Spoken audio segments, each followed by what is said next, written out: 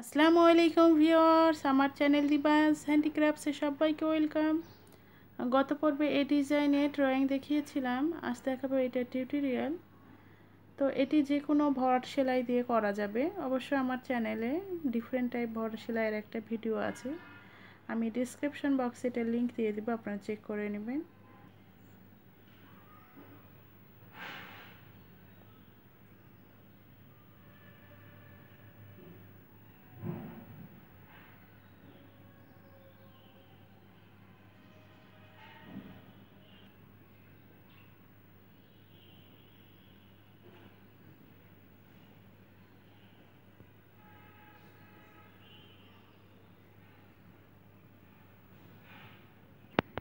আমি এরকম রিবন দিয়ে কাজ করেছি, আর এখানে 3টা কালার নিয়েছি, পার্পল কালার, ডিপ লাইট আর একটা পিঙ্ক কালার দিয়ে করছি। আর এগুলো ওয়ান পিসেস 15 টাকা, আর আপনারা কিনলে হয়তো 20 টাকা কিনবেন, কারণ আমি সুতা চুমকি অনেকগুলো একসাথে কিনি, এই জন্য ওয়ান পিসেস 15 টাকা করে নেয়।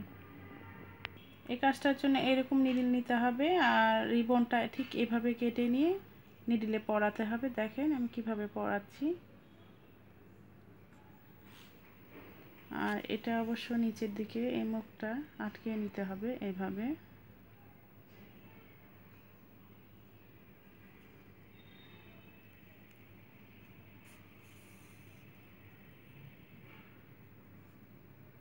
এই যে এরকম ভাবে। এখন এই যে এটা বর্ডারটা আমি দেখাবো, সাইডের বর্ডারটা কিভাবে করেছি। আর এই যে এরকম পিঙ্ক কালার নিয়েছি, মাথাটা এইভাবে আটকিয়ে। তো দেখেন আমি কিভাবে উঠাচ্ছি। তো প্রথমে আমি নিডলটা এখান থেকে উঠাবো। এটা অবশ্য বেক্সি ভয়েলের উপর করছি, অনেক পাতলা কাপড়।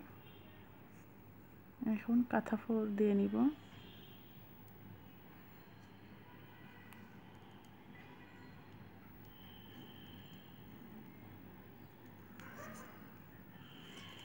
রিবনটা টানার সময় একটু খেয়াল করতে হবে, আমি দেখিয়ে দিচ্ছি। দেখেন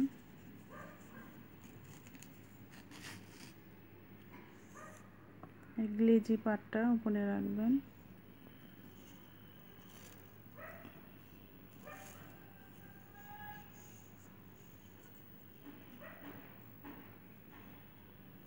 জন্য এইরকম ছোট আকৃতির পুঁথি নিয়েছি আমি।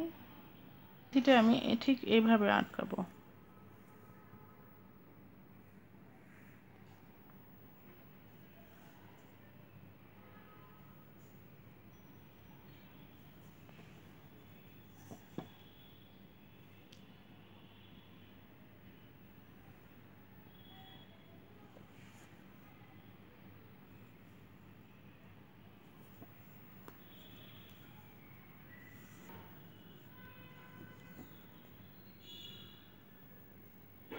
আমি এখন রিবনের পেছনটা কিভাবে আটকাবো সেটা দেখাবো। এখন এই যে রিবনটা যেন বের না হয়ে যায়, সেজন্য সুতা দিয়ে এটাকে আটকিয়ে নিতে হবে।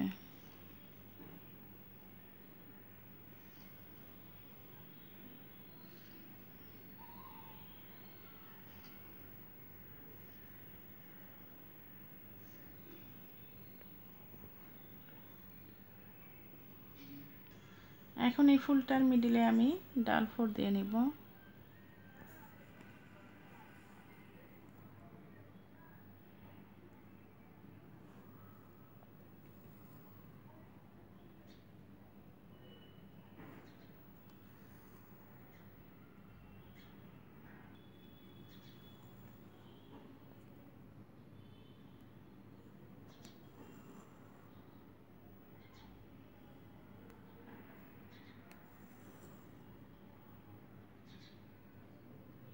এটার মিডিলে একটা বড় পাল আটকিয়ে নিব।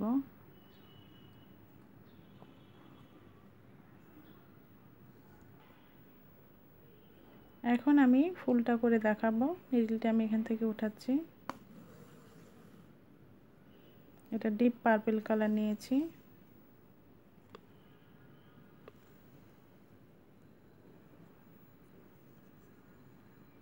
খুব ইজি এটা।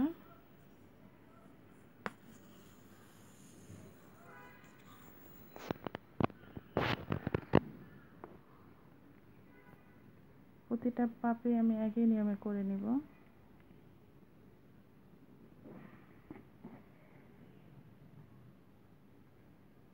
আর আর এই কাজটা করার সময় একটু হালকা হাতে করতে হবে।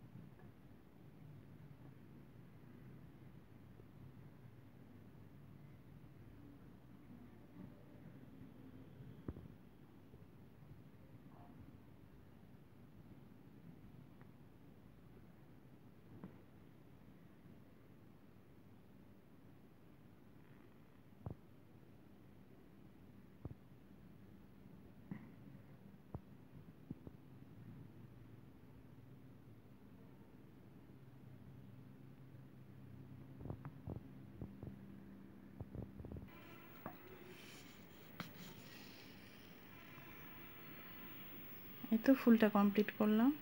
এখন আমি ডালটা দেখাবো ব্যাক স্টিচ দিয়ে। এটা অবশ্য আমার প্রত্যেকটা ভিডিওতে আছে। এটা আমি পার্টটা মূলত সহজ করে দেখানোর চেষ্টা করেছি, আর রিবনের কাজ খুব দ্রুত হয়।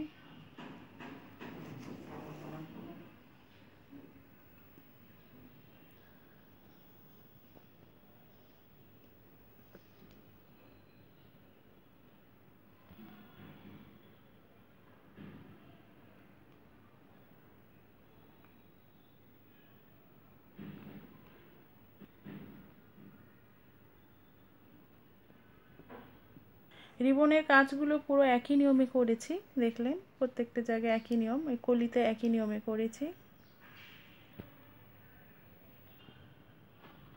আমার এই ভিডিওটি কেমন লেগেছে অবশ্যই জানাবে। যারা আমার চ্যানেল এখনও সাবস্ক্রাইব করেনি প্লিজ সাবস্ক্রাইব করুন, লাইক কমেন্ট শেয়ার করতে ভুলবেন না। সবাই খুব ভালো থাকুন, আল্লাহ হাফেজ।